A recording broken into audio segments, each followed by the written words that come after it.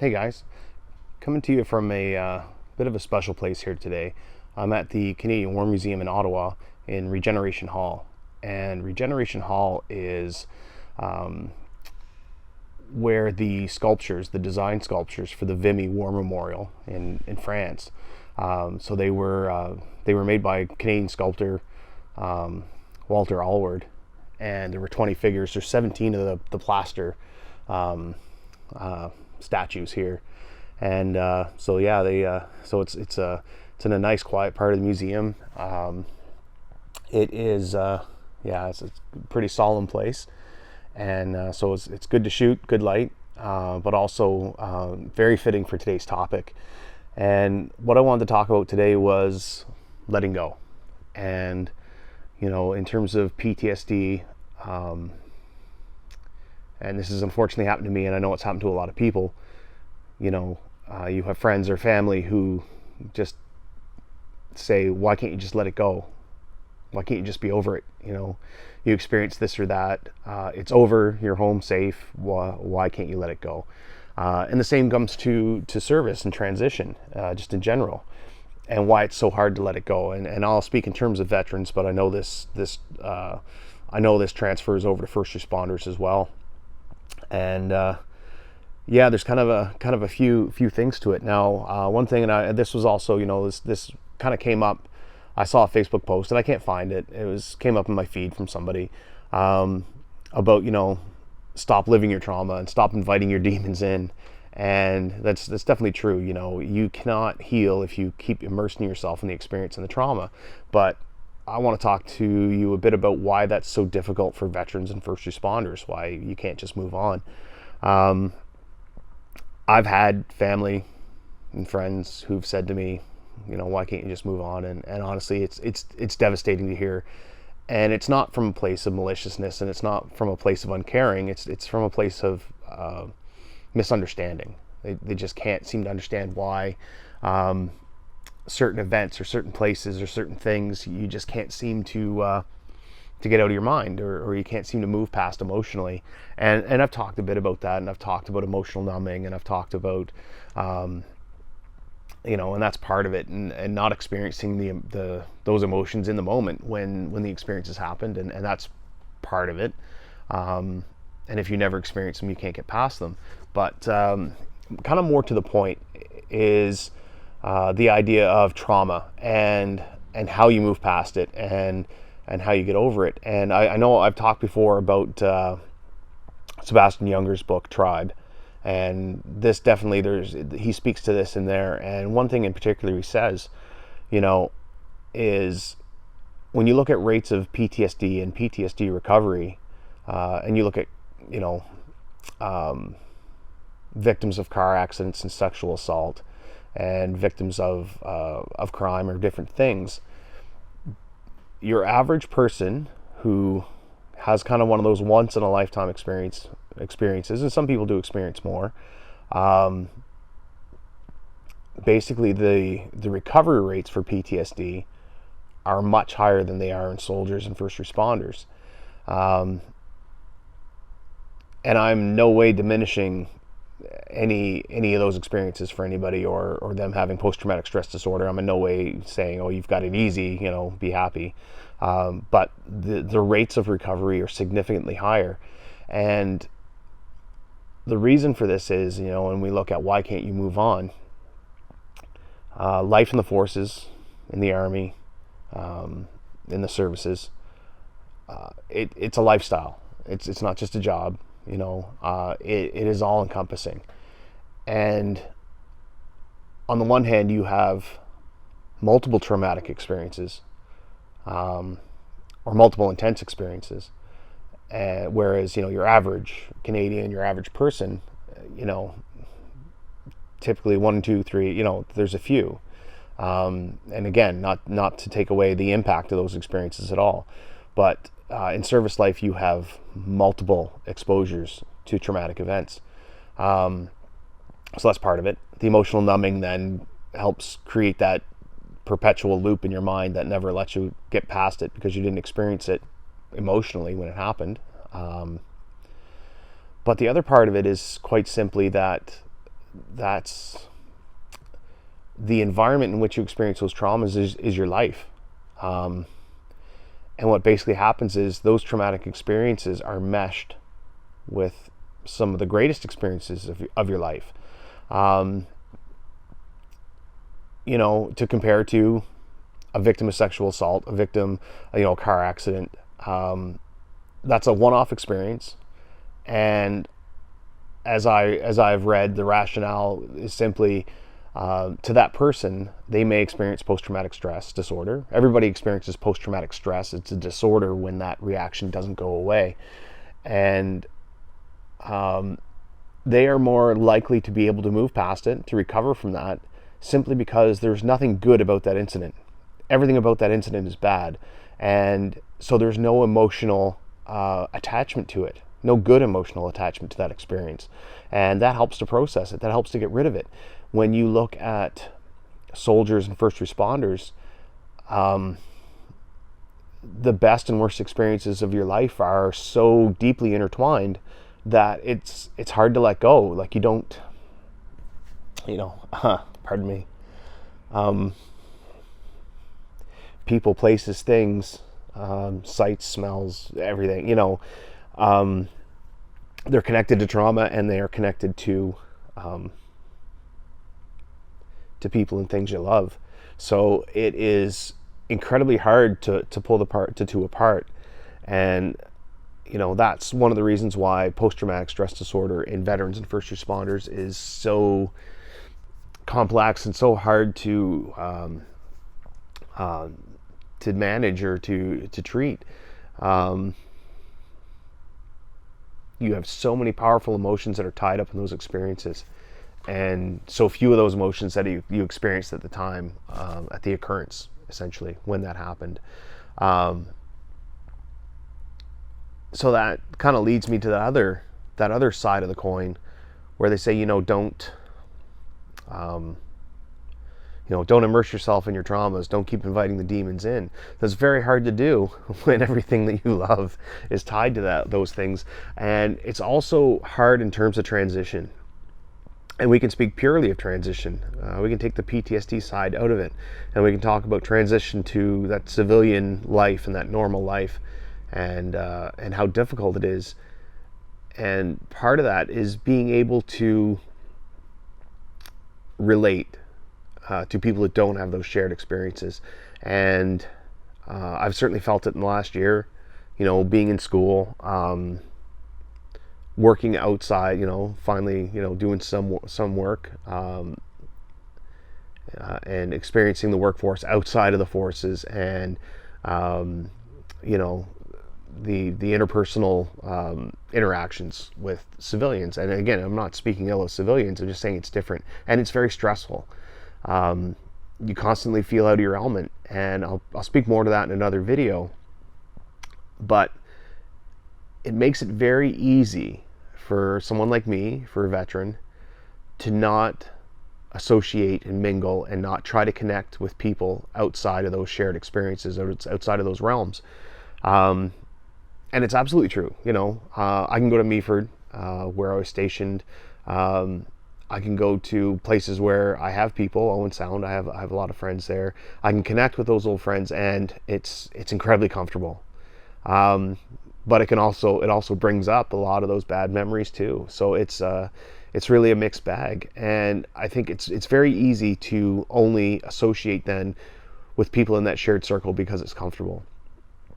And if you never push yourself to connect with other people and to find the common ground with other people, or you never push yourself through that discomfort of those other social interactions, then you're essentially going to be wallowing in that trauma, because you're never going to learn to move past it. You're never going to learn to be a part of that, the civilian world. And I don't speak as somebody who has arrived, because I struggle all the time with this.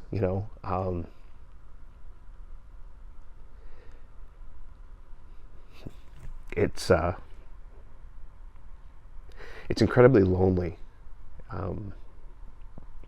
Especially, I am geographically isolated from that culture as well, and for most of the people I know, and the people I shared those experiences with.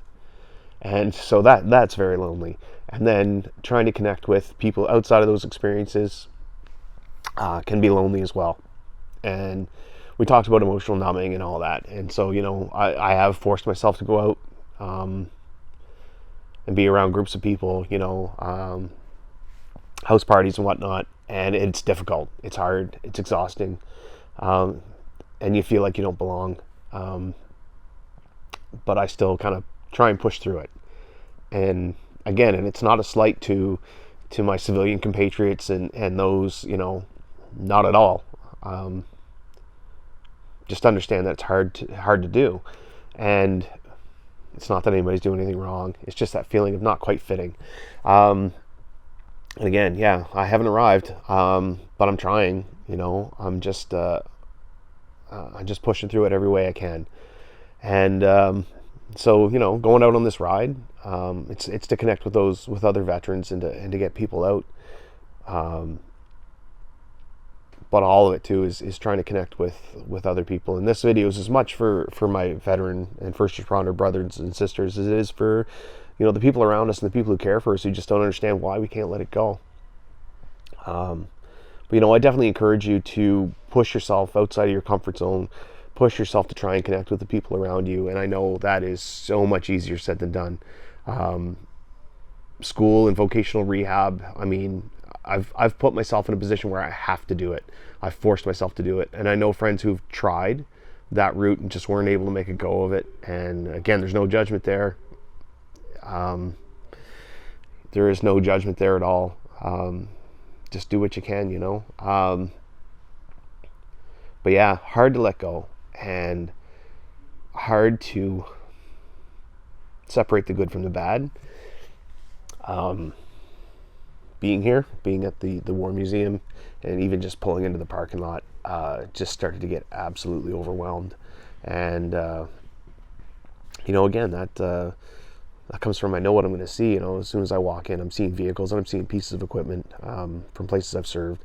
I'm seeing different monuments and artifacts, and even this place. It's the sculptures are beautiful, but they each are kind of embodied or kind of labeled with a title of a quality of the Canadian soldier that so each sculpture is given that quality. So there's things like hope and sacrifice and breaking the sword, and it all represents what occurred in Vimy Ridge. So it's hard to walk into this place, and it's hard to see these things without being affected. Which kind of brings me to another point. On Saturday, I'll be going to visit the Afghan Memorial, the one that was repatriated from Kandahar, and it was a subject of a bit of news. There was a bit of outcry over how it was kind of dedicated in secret and hidden away. And the rededication is on the 17th of August. And I was very fortunate. I was offered an invitation to that rededication. I had to decline because I'll be just finishing up the ride and I'll be in Quebec and it's not logistically possible. But I also don't know that I'm ready for that. So I'm going to go visit on Saturday. And the last time I saw this monument would have been in Kandahar in 2008. And I know it's going to be difficult, but I definitely, I'm going to go do it because I need to push myself to those things. And, I talked last week about, stepping back and letting things run under the dam and letting them pool up, and that's part of it. Going there to experience that grief and, and that's the difference, it's very intentional. I'll go pay my respects, but it's also very intentional of experiencing that grief in order to help process it, but not trying to wallow in it. So if you find, things are coming up, instead of just sit and be present with it. But certain movies, certain things, I don't watch unless I'm in the right headspace, or I do it very much knowing this is going to affect me. And part of it is about wanting to experience those things in order to start processing them. But we do have to be careful that we're not just, listening to the same music that gives you that same response all the time. And I'm guilty of that. I'm bad for that. Watching the same movies or going to the same places or just associating with just the same people. Not to say that you shouldn't associate with them, but if they are if they're the bulk of your social interaction and you're just dwelling in that, then that's definitely not healthy. So yeah, the visit on Saturday, very deliberate. I'm looking forward to it, and I'm dreading it because it's going to suck. It's going to suck real bad. But as far as the rededication, that would be too much. To see the families of friends that I've lost, to see, I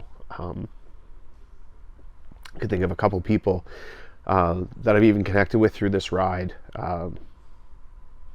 One Silver Cross mother, in particular, Sheila Anderson, and I don't know if she's going to be there, but I'd really love to go for the opportunity to meet her and other people in person, but realistically, I'm also not ready for that. So yeah, now's not the time. But that's all part of the journey. And yeah, I guess that's it for today. If you're going through it, I hope this helps. If someone is going through it and you wonder, why is it so hard for them to let go? Why do they seem stuck? That's probably a big part why. And if that helps you to understand a bit, and I hope it does, and that's really what it comes down to, for a lot of us, is feeling that we aren't understood. And you look at a lot of the angst and veterans, and there's a lot of talk about not being appreciated. And I don't entirely agree with that. I think a lot of the angst comes from feeling misunderstood and feeling like you just don't quite fit and don't belong. So, yeah, guys, I'll leave you with that today. A little heavy today. I'm going to go experience some more of the museum and just remind you that, it's Thursday. Monday morning the ride starts. I'm getting excited. I'm getting really stoked for that. I've been talking to Paul and Frank. Those are the two other guys who are doing the full ride with me. Get some of the final details sorted out. I can't wait to see those two. I can't wait to get on the road. Can't wait to tee up with the Roland Barrage in Charlottetown on the 7th of August that evening. If you're there, I expect that's going to be a good time. I encourage you to come out. Any Newfoundland riders, we are riding from Port aux Basques to Pasadena, and then Pasadena to St. Barb the next day. And Royal Canadian Legion Branch 68 in Pasadena, Newfoundland is putting us up for the night. They're putting on dinner, they're putting on breakfast the next morning before we go, and they are opening the bar. So that should be a good night as well. If you're in Newfoundland and you want to come out to ride 1 day or 2 days, or you just want to come out and have a drink, that is the evening of the 10th of August. It's a Saturday night, so you shouldn't have school the next day.